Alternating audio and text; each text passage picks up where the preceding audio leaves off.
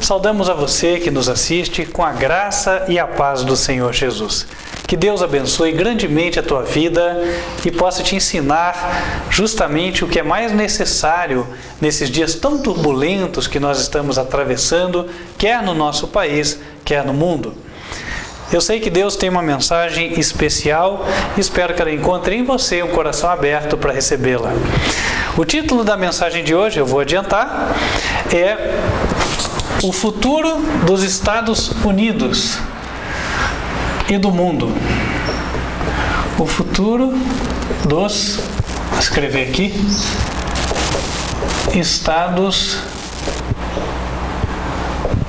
Unidos e do mundo.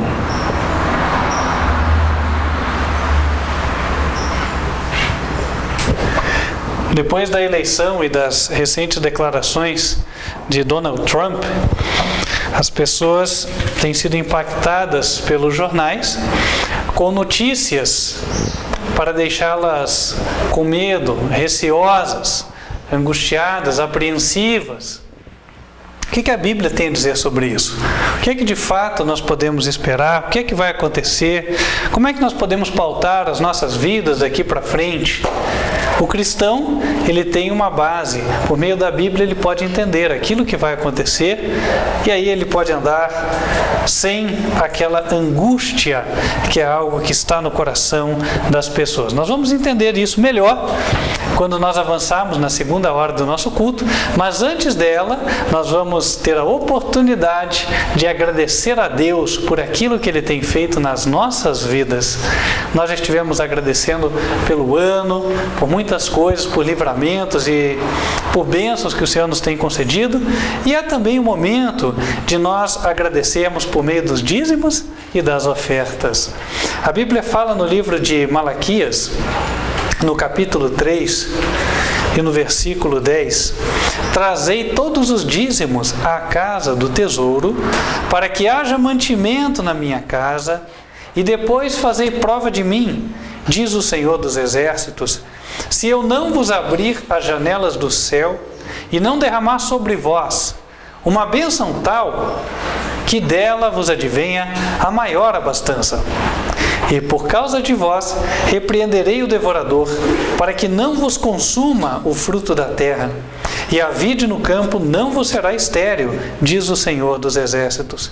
E todas as nações vos chamarão bem-aventurados, porque vós sereis uma terra deleitosa, diz o Senhor dos Exércitos.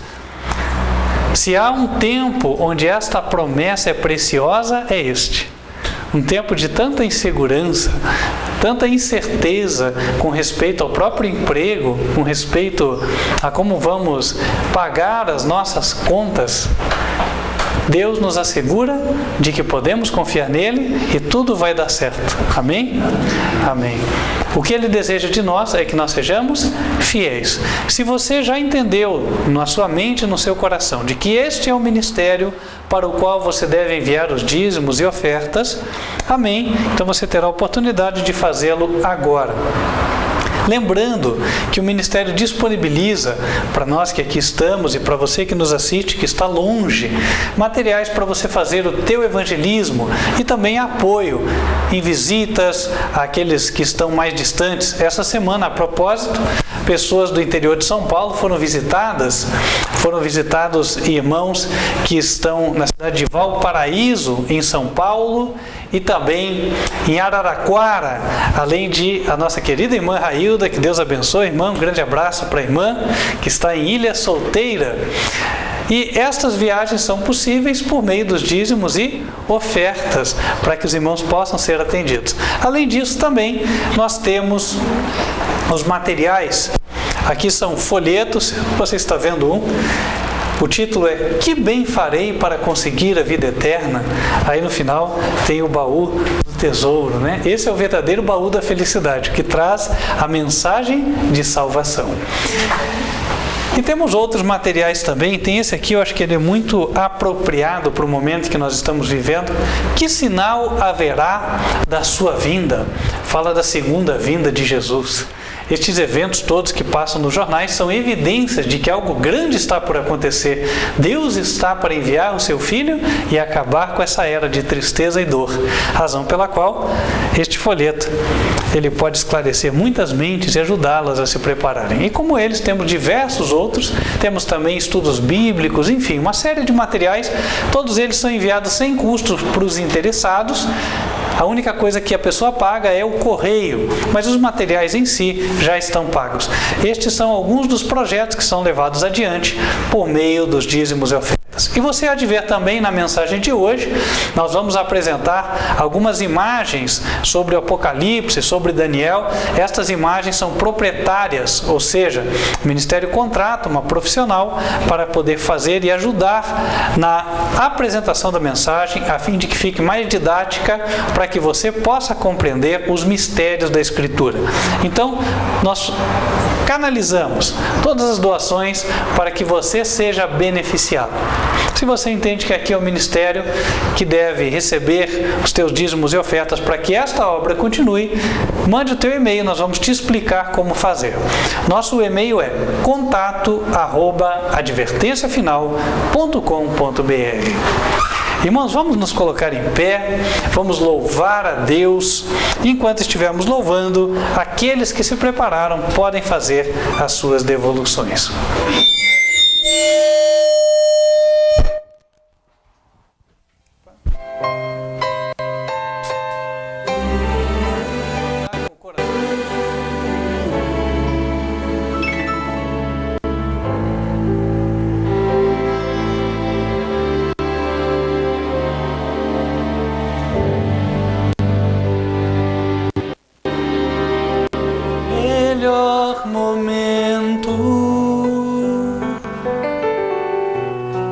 Foi quando com Cristo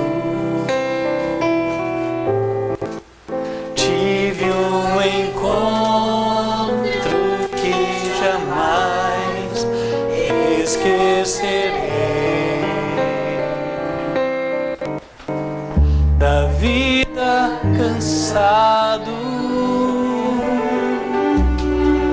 no mundo perdido,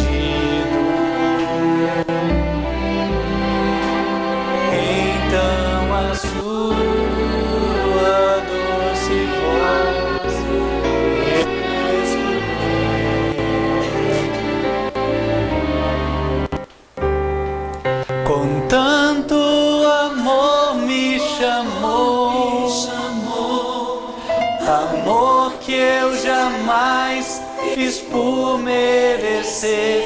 Quando Ele me disse assim: vinde a mim, se estás cansado, eu te aliviarei.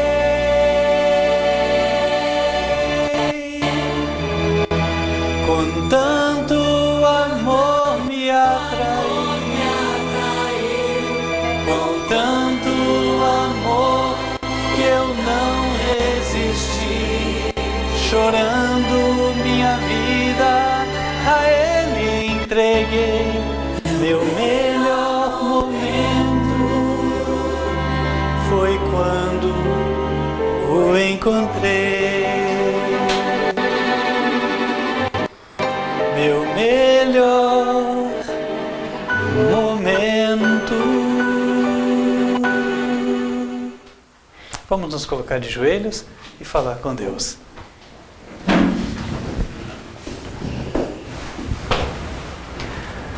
Santo e bom Deus, que nos altos céus habitas, obrigado por estarmos na Tua casa de oração.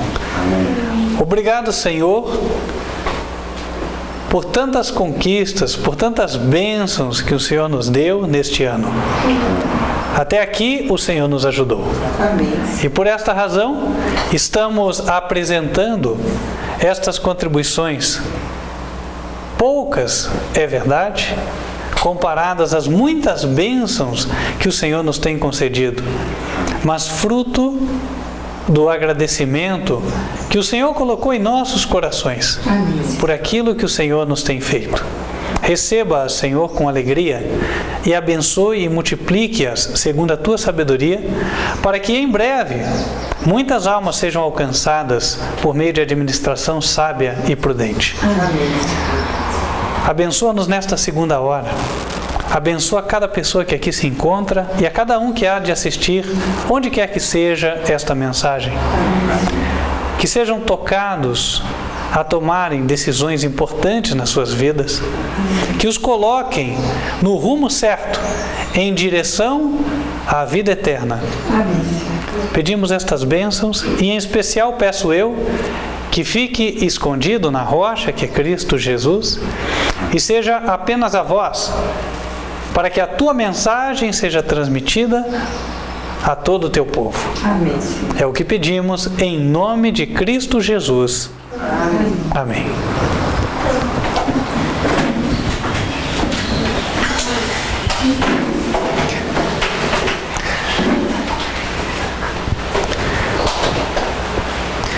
Irmãos, neste cenário de incertezas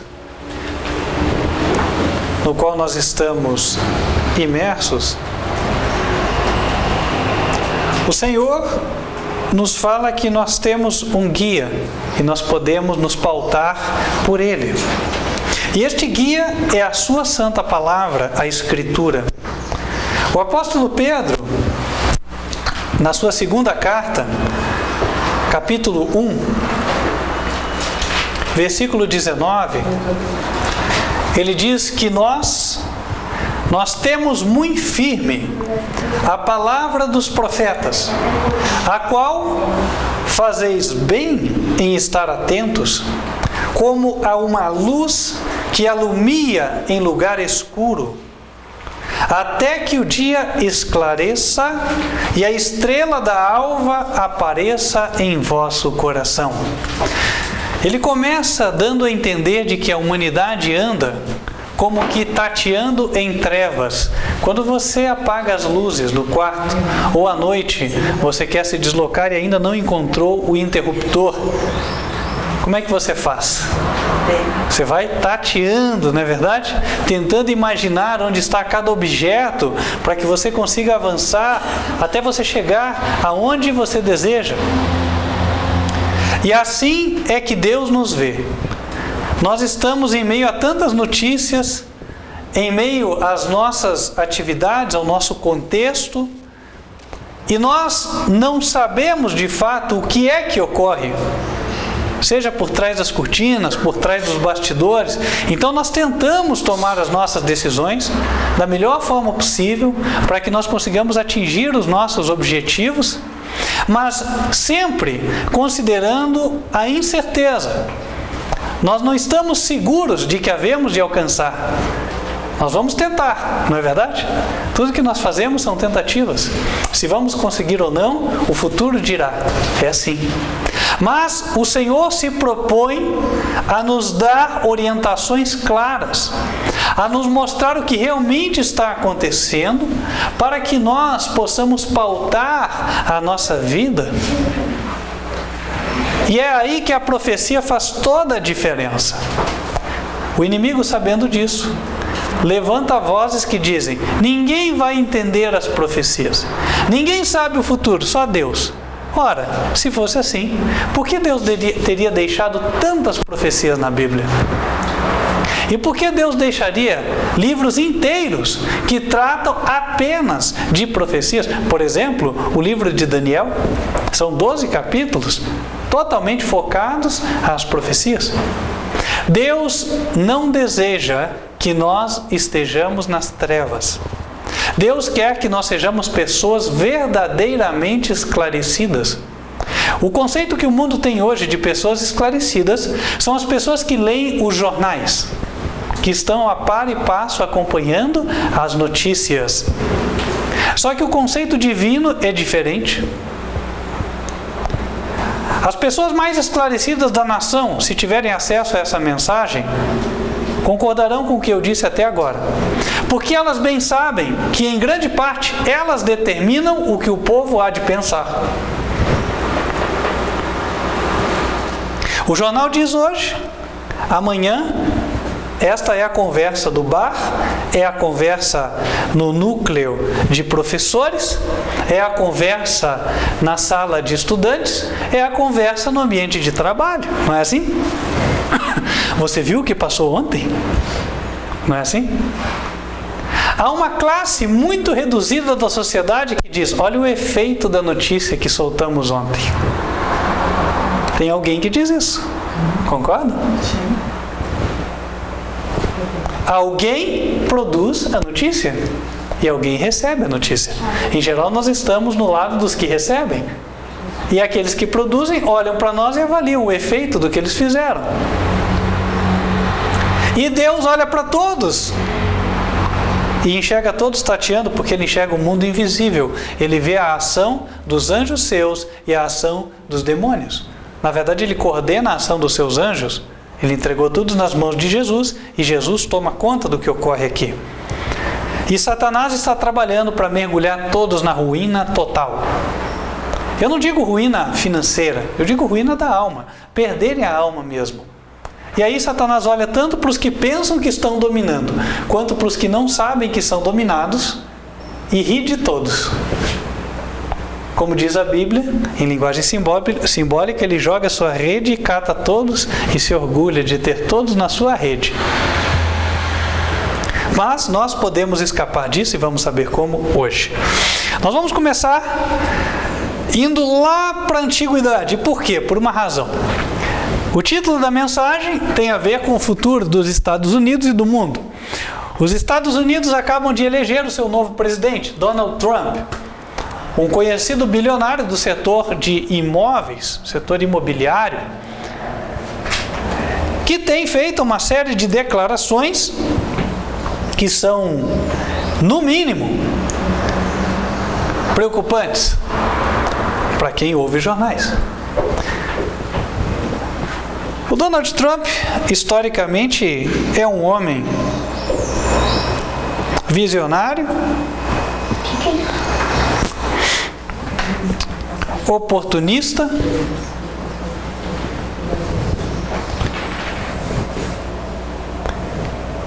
e jogador. Eu consigo vê-lo hoje como um bom ator, desempenhando um papel ali. Obviamente, irmãos, alguém que chegou onde ele chegou e tinha uma fortuna avaliada em 2 bilhões, na época em que eu li o seu livro, que chamava-se Trump, a Arte da Negociação, não é nenhum bobo.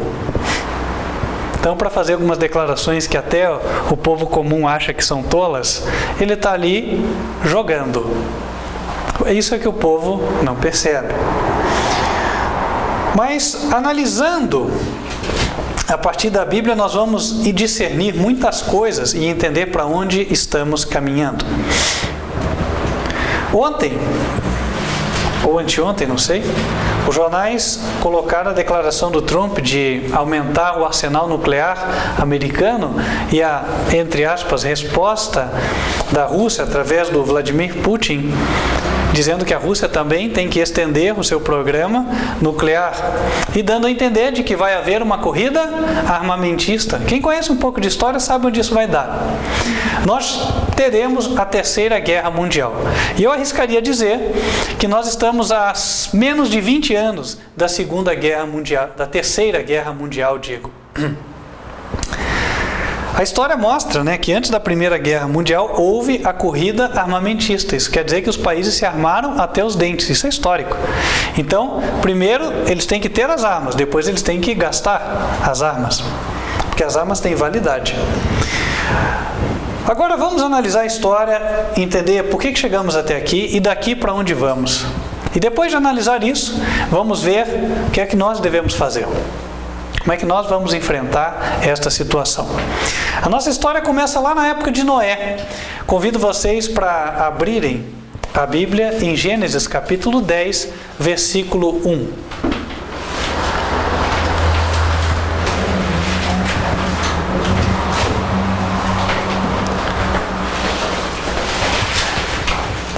Estas, pois, são as gerações dos filhos de Noé. Sem, Cã e Jafé. E nasceram-lhe filhos depois do dilúvio. Então vou colocar aqui os filhos dele. Vocês sabem que o mundo foi destruído pelas águas do dilúvio, não sobrou ninguém, apenas a família de Noé. Noé, sua esposa, seus 3 filhos e as suas 3 noras. Para quem é ateu e não acredita, então entre na internet, pesquise o trabalho de Ron White, foi um arqueólogo. Ele encontrou não apenas a Arca de Noé, que encontra-se próximo da divisa da Turquia com o Irã, como também as pedras, porque sabe-se que desde muito o homem marca em pedras os eventos que ocorrem, e as pedras marcando a quantidade de sobreviventes do dilúvio. É interessante que elas marcam exatamente 8 sobreviventes. E nós temos então Noé, vou colocar aqui, opa, tá ruim, né? Noé, ele teve 3 filhos, Sem, que era o primogênito, o mais velho, Cã e Jafé. Está aqui. Sem deu origem aos povos que são chamados semitas. Tá? Daqui vem os arameus, que daqui vem de onde era, Abraão. Ou Abrão a princípio, né? Depois virou Abraão. E Abraão deu origem a Ismael e Isaac. E daqui vieram os árabes. E aqui os israelitas.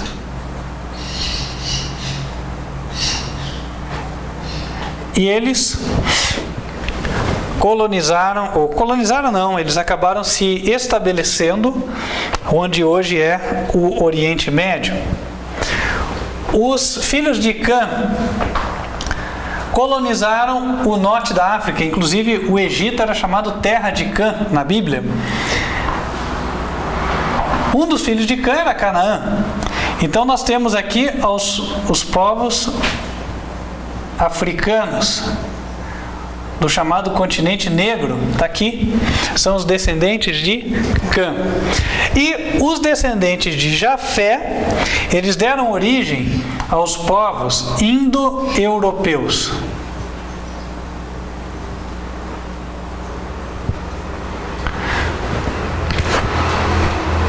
Então, eles foram os que viajaram para mais longe, colonizaram a Ásia, a Europa, e acabaram, por sua vez, também colonizando as Américas, né? Primeiro atravessando aquele estreito que liga o Alasca com a Rússia, o Estreito de Bering, e aí colonizaram aqui os nossos antigos índios, certo? Então, eles têm o olhinho puxado semelhante ao dos orientais. Isso não é sem causa, porque na verdade a colonização é a mesma, vem da mesma origem, certo? E os europeus são também descendentes de Jafé, eles subiram para a Europa e de lá colonizaram, por exemplo, os Estados Unidos. E depois se tornaram os pseudo-mandantes do mundo. Falando de Jafé, por que eu vou falar de Jafé? Porque agora a gente vai entender uma coisa, né? Se os de Jafé colonizaram a Europa, os descendentes de Jafé hoje são também os americanos, correto? Quando a gente fala de Donald Trump, ou enfim, os americanos que lá estão, os anglo-saxões, né? Eles são descendentes de Jafé. E são eles que mandam no mundo hoje, né? Então aqui nós temos europeus de Europa e os Estados Unidos estão aqui. Tá, por que nós fizemos toda essa explicação aqui? Nós demos essa explicação para que nós possamos compreender melhor a Bíblia. A Bíblia, no livro de Gênesis, ela abre quais são os descendentes de Noé. E dali para frente, sempre que ela vai mencionar povos, ela menciona povos pelos nomes dos seus ascendentes. Ou seja, ela vai falar muitas vezes, por exemplo, de povos como sendo não exatamente os... Vou citar aqui é que aqui eu devia ter colocado alguns filhos já. Vamos ler Gênesis 10:2, vai ficar mais fácil de entender. Os filhos de Jafé são Gomer, Magog, e Madai, e Javã, e Tubal, e Meseque, e Tiras. Eu vou selecionar alguns aqui. Filhos de Jafé.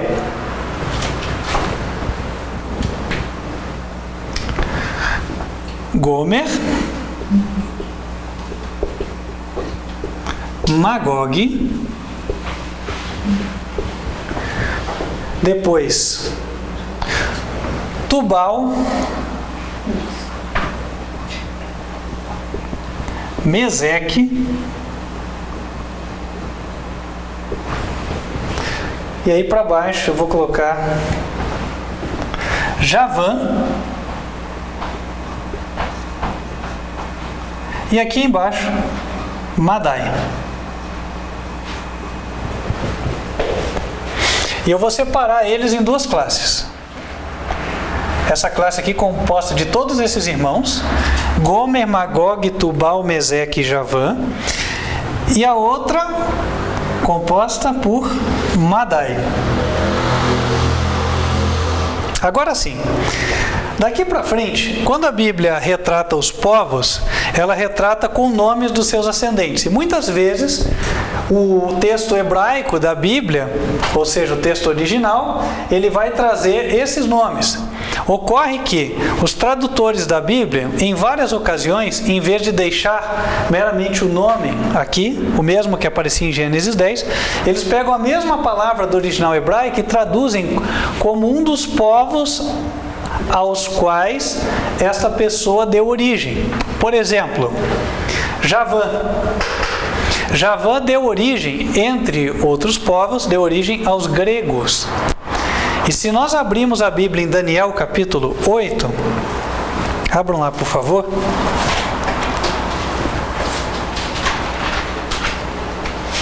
Daniel capítulo 8. No versículo 21,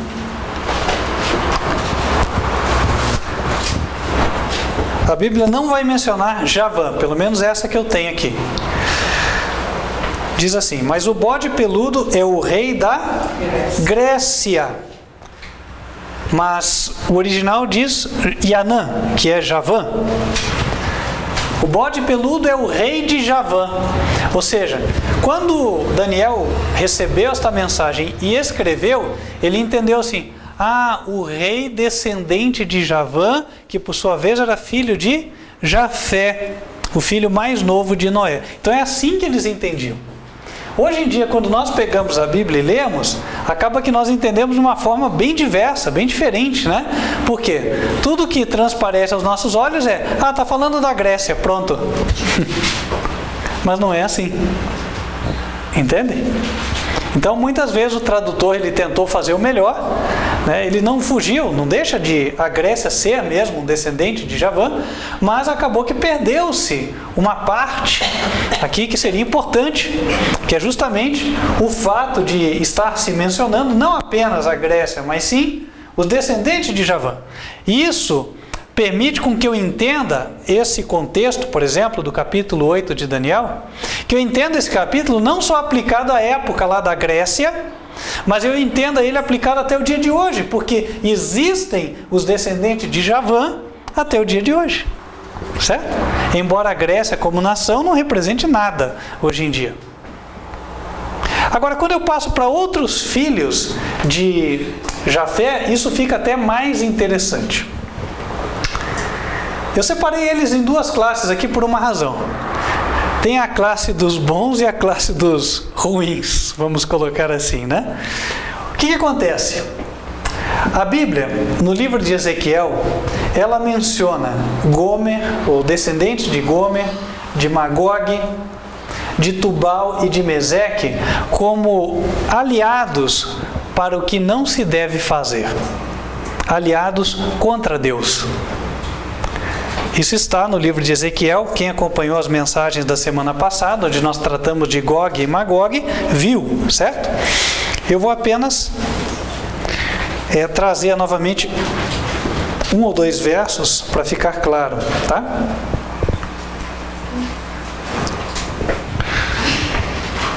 Ezequiel 38, versículos 1 a 3.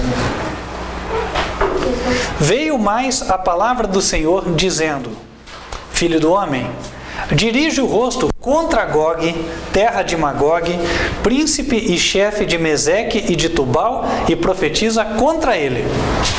Interessante, né? Aqui a Bíblia nos traz duas revelações.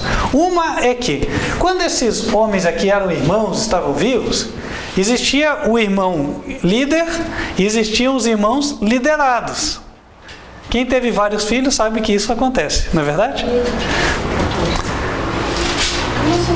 E aí, ele diz que Magog era príncipe e chefe de Meseque e de Tubal, ou seja, Magog dava a ideia ruim e o Meseque e o Tubal iam atrás, certo? E ele coloca também que os descendentes deles, os povos descendentes deles, também estavam neste momento fazendo aquilo que era contrário à vontade de Deus. Por isso que Deus disse: olha, eu estou contra ti, não estou aprovando o que você está fazendo, correto? Então coloquei eles na classe dos que estavam indo contra, ou exatamente no sentido contrário aos propósitos de Deus. E por que eu coloquei Javã aqui junto com eles? Porque Javã também é mencionado com aqueles que se colocam contra Deus. Ainda no livro de Ezequiel, lá no capítulo 27, a partir do versículo 1, a Bíblia diz: E veio a mim a palavra do Senhor, dizendo: Tu, pois, ó filho do homem, levanta uma lamentação contra Tiro. Tiro foi uma cidade antiga. E dize a Tiro, que habita nas estradas do mar e negocia com os povos em muitas ilhas: Assim diz o Senhor Jeová: Ó Tiro, tu dizes: Eu sou perfeita em formosura. E aí ele vai falando da cidade de Tiro. E no capítulo 28, lá no versículo 12, ele diz: Filho do homem, levanta uma lamentação sobre o rei de Tiro e diz-lhe: Assim diz o Senhor Jeová: Tu és o aferidor da medida, cheio de sabedoria e perfeito em formosura. Estavas no Éden, jardim de Deus. Toda pedra preciosa era a tua cobertura: a sardônia, o topázio, o diamante, a turquesa, o ônix, o jaspe, a safira, o carbúnculo, a esmeralda e o ouro. A obra dos teus tambores e dos teus pífaros estava em ti. No dia em que foste criado, foram preparados. Tu eras querubim ungido para proteger, e te estabeleci. No monte santo de Deus estavas, no meio de pedras afogueadas andavas. Ele está falando que o rei de Tiro era um querubim. Querubim refere-se a quem? A um anjo, um demônio, né? Este era Satanás, o diabo. E aí diz no versículo 15: Perfeito eras nos teus caminhos, desde o dia em que foste criado, até que se achou iniquidade em ti. É o anjo que caiu. Satanás é representado aqui como o rei de Tiro. Então, a cidade de Tiro é o reino de Satanás, simbolicamente falando. E lá no reino de Satanás, olha quem que cooperava. Ezequiel 27, vamos voltar para lá. Versículo 13. Javã, Tubal e Meseque eram os teus mercadores. Com escravos e objetos de bronze fizeram negócios contigo. Quem é que cooperava? Vamos para a nossa listinha aqui. Olha aqui: Javã, Meseque e Tubal, unidos para o que não presta. né? Unidos para fazer o mal, unidos para fazer as obras de Satanás. Entendem? Até aqui está claro? Sim. Então, ou seja, irmão, sabe, quando Deus nos vê, Deus sabe que nós somos fruto daqueles que nos geraram. Nós, inclusive, carregamos conosco tendências hereditárias. Por que hoje você vai para um país e você fala, puxa, aquele povo lá é tudo do mesmo jeito? Por exemplo, né? Vamos falar uma característica de um povo. Os alemães são estoicos, trabalham, né? Trabalha. Por quê? Porque isso vem lá dos seus ascendentes, não é verdade? Dos seus ancestrais. Entende? Ou seja, os ancestrais deram origens a famílias que, por sua vez, conformaram os povos mesmos. Então, nós hoje somos frutos dos nossos ancestrais e é assim que Deus nos avalia.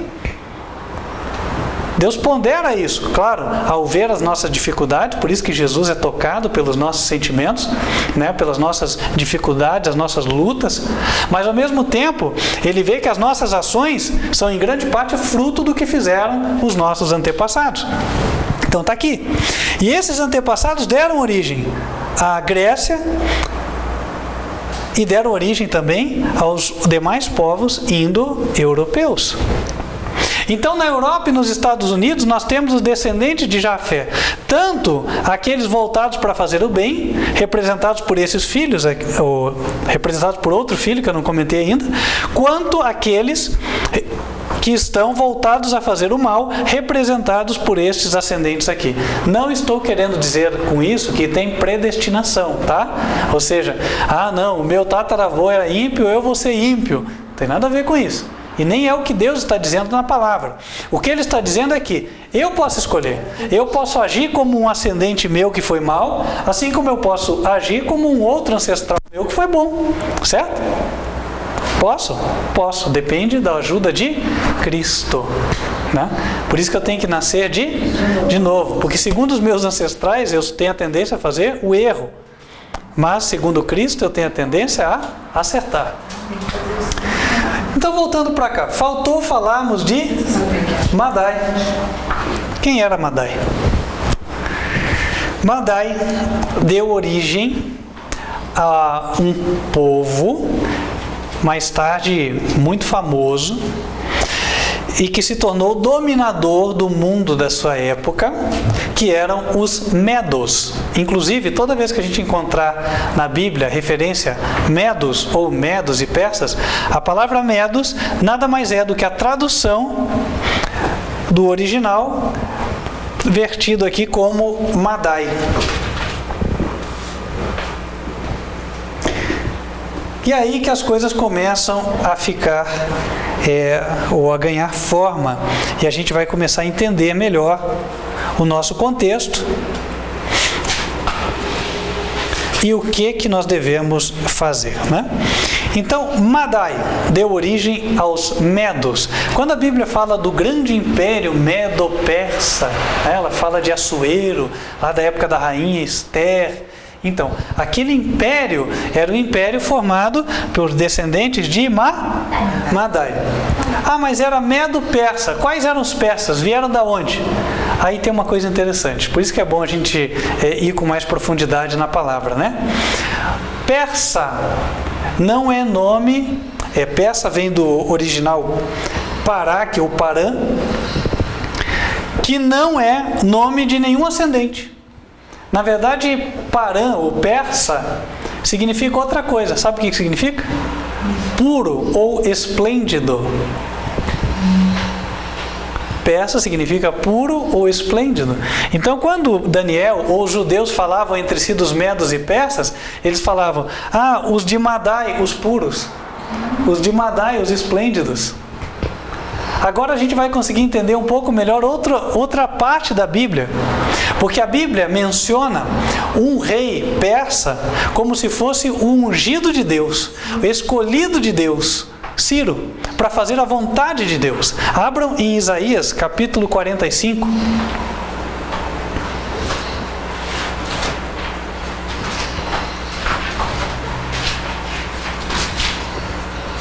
Isaías, capítulo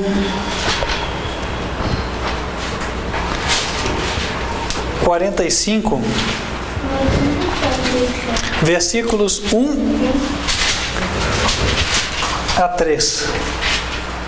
Assim diz o Senhor ao seu ungido, a Ciro, a quem tomo pela sua mão direita, para abater as nações diante de sua face.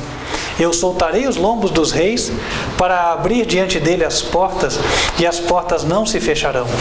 Eu irei adiante de ti, e endireitarei os caminhos tortos, quebrarei as portas de bronze, e despedaçarei os ferrolhos de ferro. E te darei os tesouros das escuridades e as riquezas encobertas, para que possas saber que eu sou o Senhor, o Deus de Israel, que te chama pelo teu nome. E no capítulo 44, versículo 28, diz assim: quem diz de Ciro, olha o que Deus fala sobre Ciro: é meu pastor e cumprirá tudo o que me apraz, dizendo também a Jerusalém: sê edificada, e ao templo funda-te.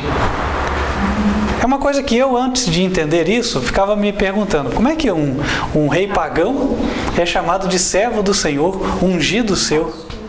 Mas agora a gente começa a entender que naquela época, mesmo os judeus já entendiam dessa forma, ou seja, ele olhava, se ele tivesse mente espiritual, só por ele pronunciar ele já ia se dar conta, né?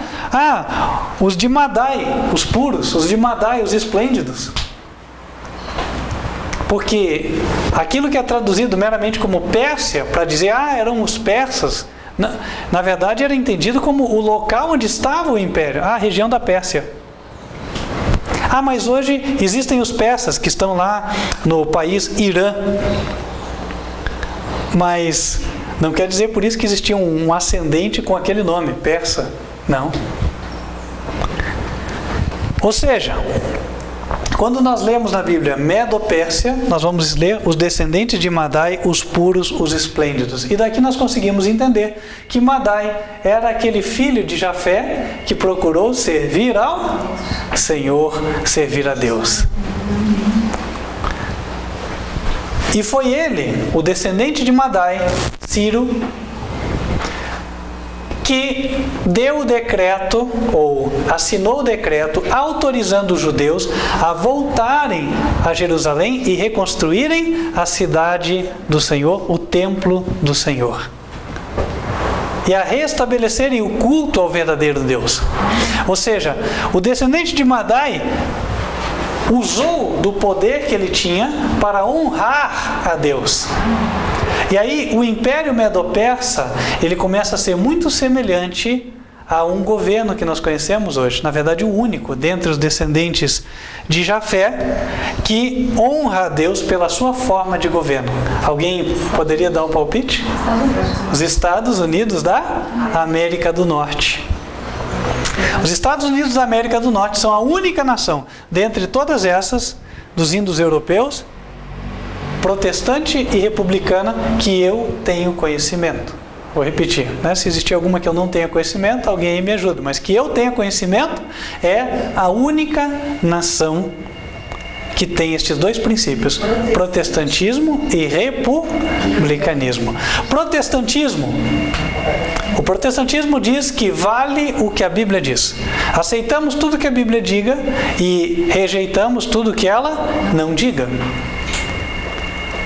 E também o protestantismo prevê que a igreja nunca, jamais intervenha em assuntos de governo. Haja uma separação total entre igreja e Estado.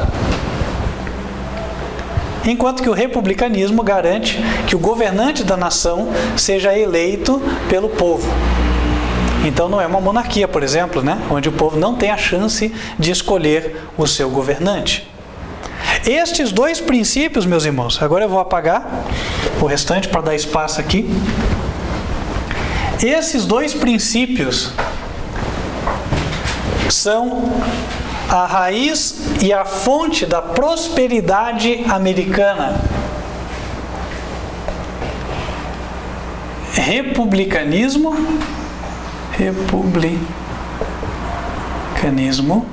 e protestantismo. Vamos fazer aqui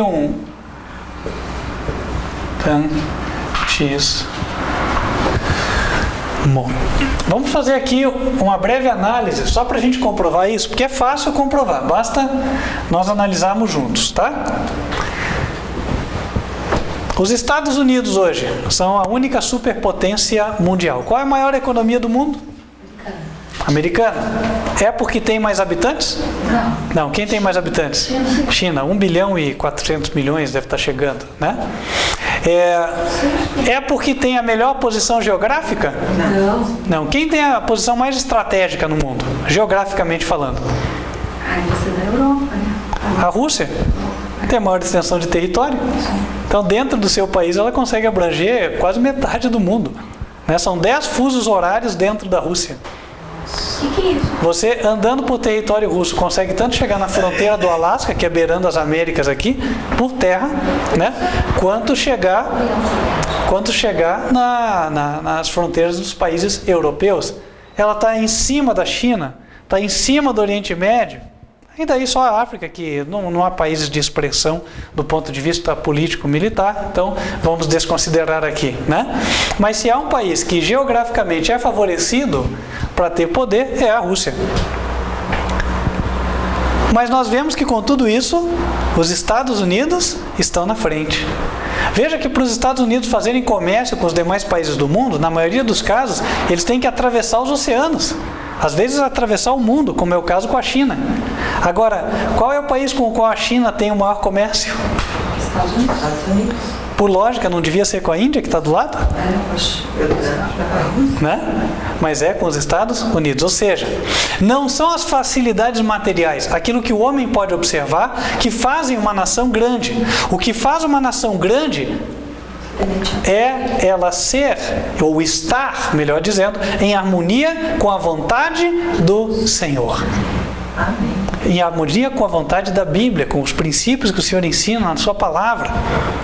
Então, o protestantismo garantiu a prosperidade, porque daí os Estados Unidos se tornaram a terra da oportunidade. O sonho americano. Tem um estudo que fala que onde a Igreja Católica domina são os países mais pobres. Ok, o Cândido chegou onde seria o próximo passo da mensagem aqui, né? Um estudo demonstrou que onde o catolicismo domina, né, há a maior concentração de pobreza, né? Vamos fazer aqui uma breve análise do nosso país mesmo. O Brasil nasceu como uma nação o quê? O que diz a primeira Constituição brasileira? A religião oficial é católica. Isso foi assinado por Dom Pedro, né? E aí o que acontece? A Igreja Católica prega, é a bandeira que nós vemos hoje mais tremulando, a reforma social, não é verdade? E qual é a reforma social? A igualdade de direitos, não é assim que se diz? Igualdade de direitos, favorecer o pobre. E aí vem os programas assistencialistas. Olha o Lula que se elegeu com auxílio da Confederação Nacional dos Bispos do Brasil. Iniciou o programa Bolsa Família, que hoje poderia bem ser apelidado, na maioria dos casos, de Bolsa Preguiça. Não é verdade? Entre nós aqui. Não é verdade? Por quê? Há muitas famílias, sabe-se disso, e em todas as partes do Brasil, onde preocupa-se em ter-se filhos para receber auxílio. Não é trabalhar para ganhar, é como eu posso ganhar mais. Vale gás, vale leite, né? É Bolsa Família e assim por diante. É viver às custas do governo. Então, acaba havendo uma massa que não trabalha, que fica pendurada na massa que trabalha. Ao lado disso, nós temos uma outra classe que ela também acabava se tornando um peso para a sociedade, que eram os servidores públicos, com todo respeito àqueles que trabalham. Mas o servidor público acabou ganhando uma tão grande quantidade de, entre aspas, direitos, que tornou a máquina pública muito pesada. Ficou difícil pagar. Na verdade, impossível em alguns casos. Nós vemos agora o que está acontecendo no estado do Rio Grande do Sul, né? Maior quebradeira, e lá os parlamentares tomando decisões para reduzir alguns benefícios dos funcionários públicos, não é assim? Por quê? Porque não tem como pagar. Sustentar. Rio de Janeiro também? No Rio de Janeiro também está acontecendo a mesma coisa, né? E de forma geral, irmãos, isso tende a aumentar. Por quê? No momento que você tem um juiz que só para sentar numa cadeira ganha 30, 40 mil reais, né? Para decidir quem está certo e quem está errado, quantos trabalhadores terão de pagar impostos só para pagar o salário desse juiz? Vamos parar para pensar, né? Aí você tem um parlamentar que ganha lá 17 mil reais, por exemplo, 20 mil reais. Quanto de imposto vai ter que se arrecadar para pagar? Aí a gente vai baixando. Servidor público, qualquer servidor, tem um salário de 2 mil, 3 mil, 2.500, 5.500. Aí ele tem quinquênio. O que é o quinquênio? Fez 5 anos de trabalho e ganha aumento. Mas, irmãos, que justiça e que mérito há nisso? Há justiça? Há mérito nisso? Não há nenhuma justiça, nenhum mérito. Aí vamos lá, a Igreja Católica favorece as centrais sindicais, porque daí, claro, quem não é servidor público está trabalhando na empresa privada. Então, para garantir os direitos, surgiram as centrais sindicais. O que elas fazem? Tem a convenção coletiva que estabelece que o funcionário, se ele, por exemplo, vai se aposentar, né, ele tem que receber da empresa 2 salários de prêmio. Olha, com base em que justiça e que mérito isso é estabelecido, gente? Eu trabalhei 30 anos, a empresa tem que me pagar mais 2 salários. Ué, mas a cada mês você não recebeu o teu salário? Tinha alguma coisa atrasada? Não tinha nada. Mas é que o sindicato estabeleceu. Mas agora o presidente Michel Temer estabeleceu a reforma, né, trabalhista, que é um grande avanço, né, dentro do que eles anunciam, não é assim? Um grande avanço. Gente, ali está dizendo que agora aquilo que a convenção sindical, eu vou falar convenção sindical porque eles dizem que é convenção trabalhista, mas não é. Na prática é o sindicato que solta lá a nova convenção. Essa convenção, em 12 pontos, ela vai prevalecer sobre a lei trabalhista. Na prática, está dando mais condição para o sindicato de legislar. Por isso que os sindicatos não estão reclamando. Vocês viram algum sindicato nas ruas por causa da reforma trabalhista? Ninguém. Sabe o que vai acontecer? Vai haver mais desemprego. Por uma razão simples. Tente abrir uma empresa e contratar alguém. Você ainda não lucrou nada. Você não ganhou R$1. Você tem que tirar um dinheiro do bolso, que você trabalhou anos, às vezes, para conseguir, você foi empregado, certo? E você tirou lá 30, 40, 50, 100 mil reais. Você fala, bom, vou pagar o aluguel, vou reformar o imóvel, vou pintar, né? Vou comprar aqui o mobiliário, o estoque e tal. Agora eu vou contratar alguém. Aí quando eu contrato, vem uma pessoa que pertence ao sindicato. Aí a convenção diz o seguinte, que toda vez que tiver reunião do sindicato, limitada a um período, não sei se são 15 ou 30 dias, ele pode sair. E você tem que pagar. Aí ele volta, não trazendo coisas boas, ele não volta mais treinado para ajudar a tua empresa a lucrar, né? Ele não volta com mais um curso profissionalizante, nada disso. Ele volta com mais alguma medida para conseguir um descanso não remunerado, para aumentar o salário, aumentar as férias, não é assim? É só disso que o sindicato fala, quando não de fazer greve. Irmãos, que empresa que prospera desse jeito? Direito. É só analisar da causa para o efeito. E tudo isso patrocinado pela Igreja Católica. Então, irmãos, onde há o catolicismo, acaba havendo o quê? A reforma social. E o fruto da reforma social é a miséria. Por quê? Porque cria-se uma máquina que ninguém aguenta sustentar. Aí quando ninguém mais aguenta, sabe o que faz? Entra uma pessoa que nem entrou o Hugo Chávez lá na Venezuela e falou para os pobres assim, o problema são os ricos, vão lá e tomem, porque é de vocês também. Aí vira aquela desordem social, é isso. Entendem? E aí, irmãos, as pessoas ainda, elas vêm dizer para mim que absurdo que você fala da igreja verdadeira, a Santa Igreja Católica. Gente, eu só vou pedir para vocês analisarem de forma imparcial. Eu não estou aqui apaixonado, eu não estou aqui exaltado, eu estou tratando de fatos. Nós temos que saber analisar os fatos. É ou não é verdade? Porque se nós não soubermos analisar os fatos, irmãos, então nós vamos dar no quê? Em nada. Ou seja, a nossa nação, o Brasil, nunca, jamais, pode escrever isso, jamais será uma grande nação no contexto mundial, jamais. Por quê? Exatamente porque ela nasceu como uma nação católica e até hoje é comandada pela Igreja Católica. E os princípios católicos jamais trarão grandeza a uma nação. Os princípios que trarão grandeza são os princípios bíblicos. A Bíblia diz, em Tessalonicenses, eu até marquei aqui, está aqui, ó, deixei marcadinho com a fita.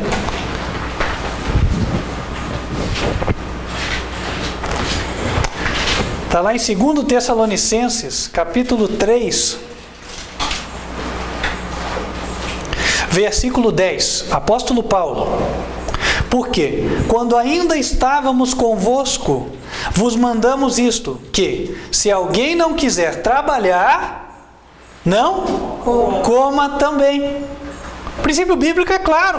Nos Estados Unidos, irmãos, não tem vale alimentação, não tem vale transporte, não tem 13º salário, Férias de 30 dias. né? Não tem férias de 30 dias. Mais um terço do salário.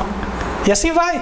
Todas essas garantias, conquistas, entre aspas, dos trabalhadores que são ditas aqui, nada disso tem lá. Mas todo mundo quer ir para lá. Por quê? E lá vive-se melhor do que aqui. Trabalho é recebe. Ah, o salário é digno. E por que o salário é digno? Porque as empresas podem lucrar. Não precisa cobrar tantos impostos, porque não tem tanta gente sem trabalhar esperando receber dinheiro. Entenderam? Até pode ser que os políticos ganhem bem lá, mas mesmo assim não sobrecarregam tanto a máquina pública. Irmãos, eu vou dizer uma coisa. Sabe quem que sobrecarrega mais a máquina pública? Não são os parlamentares que estão lá em Brasília. Escute bem, hein? Não são. Se nós fizermos uma conta matemática, o maior valor é pago a todo o restante dos servidores públicos. Ou eu estou exagerando aqui? Olha as autarquias públicas, vamos lá. Empresas do governo e demais autarquias. Banco do Brasil, Correios, não é verdade? Caixa Econômica, certo? Todo o sistema judiciário, onde você tem técnicos do trabalho, você tem juízes, não é assim? Desembargadores, procuradores. Já foi conversar com algum procurador? Você viu a humildade, né? O que é isso, procurador? Não vou falar de todos, mas a maioria, gente, é arrogante, é prepotente. Tem muita gente boa. Todo lugar tem gente boa, tem gente ruim, né? Mas, infelizmente, o funcionário público hoje não goza de boa reputação ante a população. Estou mentindo? Ou estou falando uma verdade?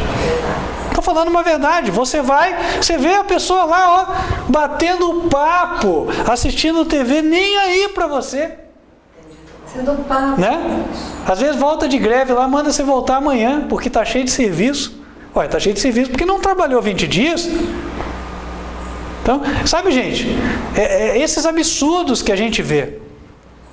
E aí eu vejo agora eles querendo quebrar tudo mais. Tem que pôr a polícia mesmo e barrar eles lá, ó. Reclama o que quiser, não estou falando para bater neles. Mas não pode deixar eles entrarem lá no prédio público mesmo, não. Não pode deixar eles invadirem lugar nenhum. Está errado. Vocês criaram o problema de vocês, servidores públicos. Sabe por quê?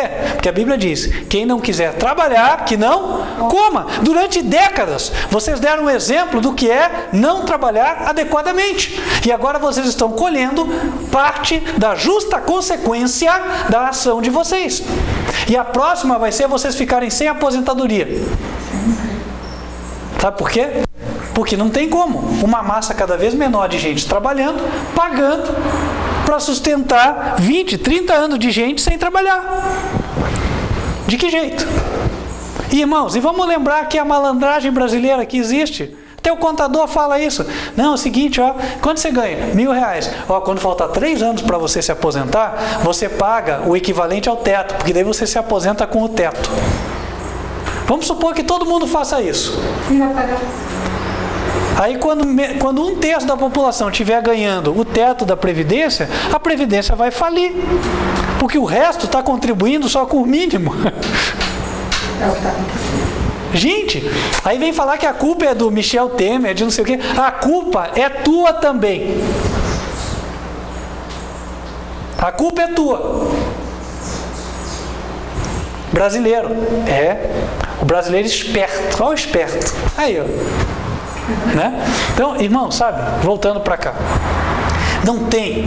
O que deixa uma nação digna, o que resolve os problemas de uma nação é obedecer os princípios da palavra de Deus. O apóstolo Paulo já dizia, quem não quer trabalhar, que não coma. Versículo 11, porquanto ouvimos que alguns entre vós andam desordenadamente, não trabalhando. Andam de que forma? Desordenadamente. Outra coisa, irmãos, a Igreja Católica diz que os seus fundadores são Pedro e Paulo. Se fossem, então não ia ter mosteiro. Porque no mosteiro ficam lá monges que não trabalham e freiras que não trabalham. O que eles produzem para a sociedade? O que eles produzem, gente? Aqueles anos que eles ficam lá no claustro, eles produzem o quê? Nada. Eles dão roupa? Fazem roupa para dar para o pobre? Produzem alimentos numa colônia agrícola para ajudar os pobres? Porque eles falam para ajudar o pobre, não é? Que tem que ter programa assistencialista. Por que eles não dão exemplo? Podiam, não podiam? Alguém está pagando a comida, a bebida desse pessoal, que está sendo um peso. E eles ainda passam vendendo relíquia aí no semáforo. É ou não é? E aí as pessoas depois dizem o seguinte, não, é só pastor que é ladrão. Pastor está cheio de pastor ladrão mesmo. Tá mesmo. Inclusive essa operação agora que pegou né, é a Operação Timóteo. Sabem por quê, né? Sabem por que é a Operação Timóteo, não? Porque tem um texto aqui, no livro de Timóteo, inclusive eles citam isso na operação. 1 Timóteo 6, verso 9. Mas os que querem ser ricos caem em tentação e em laço e em muitas concupiscências loucas e nocivas que submergem os homens na perdição e ruína, porque o amor do dinheiro é a raiz de toda espécie de males, e nessa cobiça alguns se desviaram da fé e se traspassaram a si mesmos com muitas dores. Portanto, aí, atenção, pastor, chamado à condução coercitiva para prestar esclarecimentos. Eu não sei se os 100 mil reais que entraram na tua conta pessoal são de origem ilícita ou não, não me interessa. Mas uma coisa é certa, Deus não apoia e nem aprova que igreja tenha jatinho para pastor viajar. Tá? Tá errado. Pastor que se preze tem que pregar o evangelho e viver para comer e vestir. Tá bom. Você tem lá para a tua família, então, você quer ter mais do que isso? Trabalhe. Não é errado você trabalhar. Agora, viver de reputação para receber oferta? Para aí, meu amigo. Ah, porque eu orei, o empresário quis me dar. Eu também oro por empresário e não peço oferta. Tá? Então assim, não vem não. A Bíblia diz que os frutos revelam qual é a árvore. Os frutos revelam. Então se você fala muito do dinheiro, já está mostrando o que está no coração. Tem que mudar. E aí, irmãos? O que o Trump tem a ver com tudo isso aí? Donald Trump propõe algumas mudanças, algumas pessoas ficam inseguras e tal. Eu vou dizer para vocês uma coisa. Os Estados Unidos estarão seguros enquanto mantiverem esses dois princípios aqui. Republicanismo e protestantismo. Desculpe o tema, pode entrar quem for lá. Ronald Reagan era ator, olha só. Ator. Hã? E na época dele, o país andou? Andou ou não andou? George Bush, quem que era George Bush? Qual era a profissão de George Bush? Não sei. Todo mundo achava ele um louco, um maluco. Mas o país, tudo bem, teve uma recaída e voltou e continuou e está aí até hoje. É ou não é? Continua sendo o número 1 do mundo. Com toda a crise que tiveram, continuaram sendo o número 1. Tem uma lição para nos ensinar aqui. o Barack Obama, que ele era queniano na verdade, nem americano era e tal, era só um bom advogado, blá blá blá blá blá, blá, falava só o que punham na telinha para ele do teleprompter, que os Estados Unidos continuaram sendo o número 1. Irmãos, o que engrandece a nação é obedecer ao Senhor. E o que vai nos engrandecer em nossas vidas é nós obedecermos a palavra de Deus. Aplicarmos a palavra em nossas vidas. Consultarmos a palavra antes de tomarmos as nossas decisões. Isso sim. E nós vamos fechar, irmãos. Nós vamos dar continuidade a este tema, mas não hoje, para não tornar o tema por demais longo. Mas nós temos este exemplo, os Estados Unidos sendo o que é hoje, porque descendentes procederam como Madai, e não como os demais filhos de Jafé. Os descendentes de Jafé estão no comando, mas enquanto houverem cabeças lá que procedam como Madai, aquele país estará a salvo. Mas asseguro a vocês de que esta situação não permanecerá para sempre. Porque existe já uma cruzada oculta católica contra estes princípios dos Estados Unidos. Existe uma ação coordenada católica para derrubar o protestantismo e o republicanismo dentro dos Estados Unidos da América. Quando um destes pilares cair, o outro cairá também. Isso é representado na Bíblia pela quebra de 2 chifres. Abra em Daniel capítulo 8.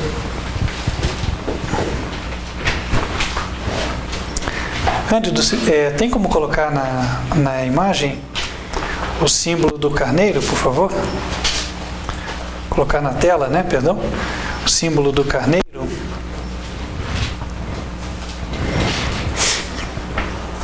Daniel 8, versículos 1 em diante.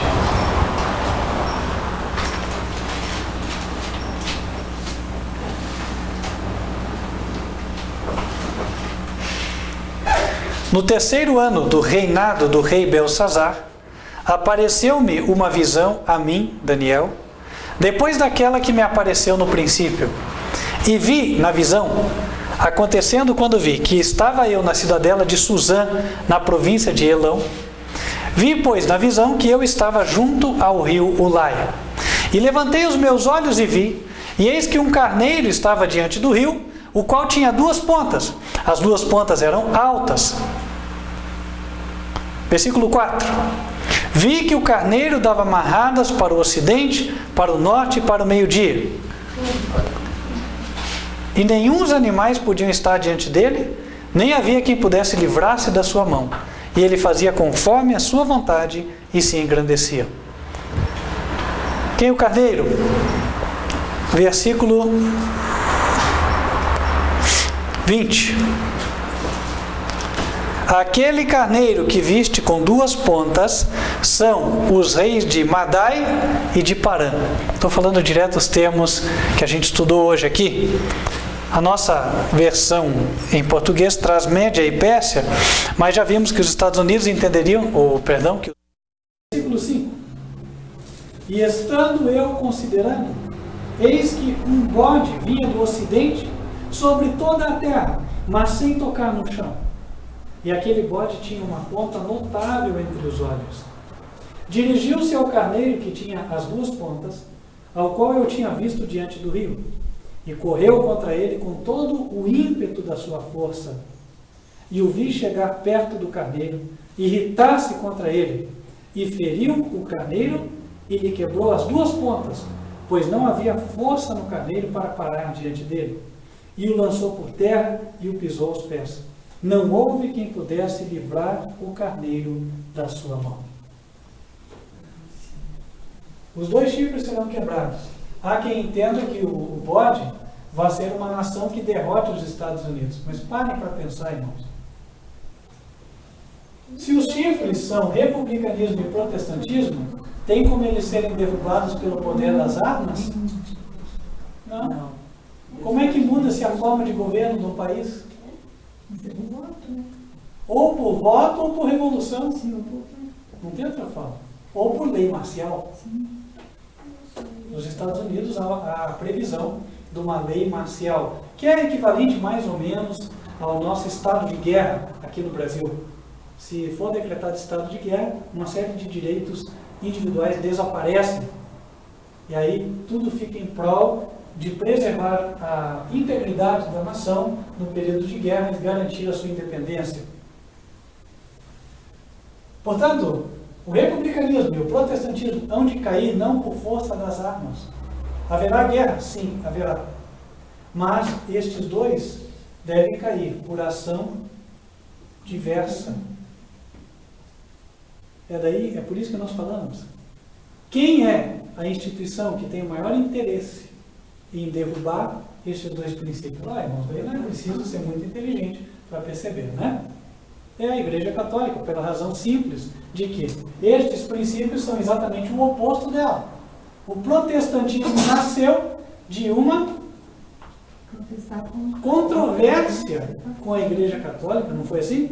Alguém não concordou com o que a Igreja fazia, no caso Lutero, certo?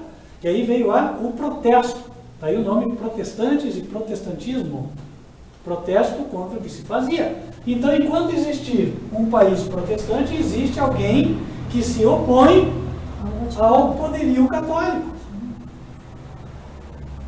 E o papado quer mudar isso. Ninguém se engana. O Papa vem, anuncia paz, visita os países, beija as crianças, abraça. Só que a intenção do papado continua sendo a mesma da Idade Média, dominar o mundo. E para que os hoje católicos consigam tirar a venda do olho, Deus permitirá que eles voltem a ter o cetro na mão, para vocês entenderem qual é o resultado do governo desse.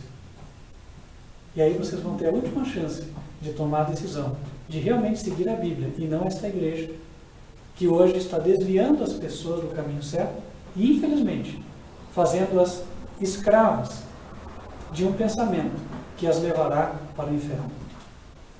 Eu espero que esta mensagem tenha esclarecido você. Nem sempre falamos aquilo que é agradável aos ouvidos. Nem sempre falamos aquilo que as pessoas gostam de escutar. Eu sei. Mas algumas vezes é necessário. Muitas vezes, os pais prudentes chamaram seus filhos à parte e deram aquela conhecida bronca. Falaram coisas que os filhos não queriam ouvir. Porém, mais tarde, os filhos sensatos chegaram a reconhecer que ouviram palavras de sabedoria. Eu espero que o mesmo venha acontecer com você, para a honra e glória de Deus e para a tua salvação, em nome de Jesus. Amém. Amém. Amém. Vamos nos colocar de joelhos e falar com Deus.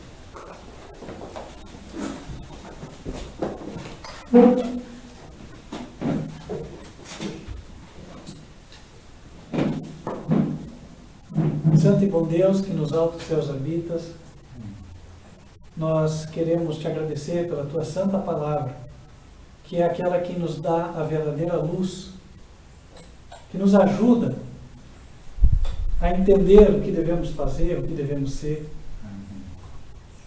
Ajuda-nos a sempre seguirmos os princípios da tua palavra, a trabalharmos e a fazermos a tua vontade. Fortalece a cada um que aqui se encontra. Também abençoa a cada um dos que nos assistem de perto e de longe. Que todos possam enfileirar-se atrás do Senhor Jesus e seguir-lhe os passos. Amém. Agradecemos pela mensagem. Pedimos que o Senhor continue nos revelando mais para que nós sejamos pessoas verdadeiramente esclarecidas. E pedimos que nos guie também no restante dos nossos dias nesta terra, os quais sabemos serão poucos. Amém.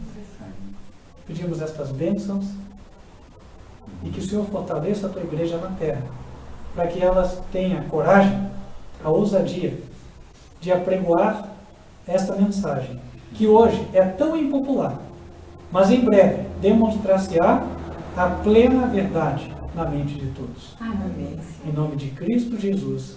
Amém. Amém. Amém. Querido irmão e irmã, quero estender o convite para que você continue acompanhando as mensagens transmitidas pela internet. Elas são transmitidas ao vivo em 2 horários, ou 2 dias, sábados, 15 para as 10 da manhã, a Escola Bíblica das Crianças, 11 da manhã a mensagem do culto, e temos nas terças-feiras, 8 horas da noite, também a mensagem da Palavra do Senhor. Você nos acompanha pelo canal youtube.com/TV Advertência Final. Ou, se for ao vivo, você pode tentar nos acompanhar também pelo site advertenciafinal.com.br. Espero que a mensagem tenha servido para você. Pode ser que ela não tenha te agradado, mas eu espero que você medite nela e compare com a fonte da verdade, que é a Bíblia, seja a tua Bíblia católica ou evangélica, e você possa encontrar a luz para o teu caminho.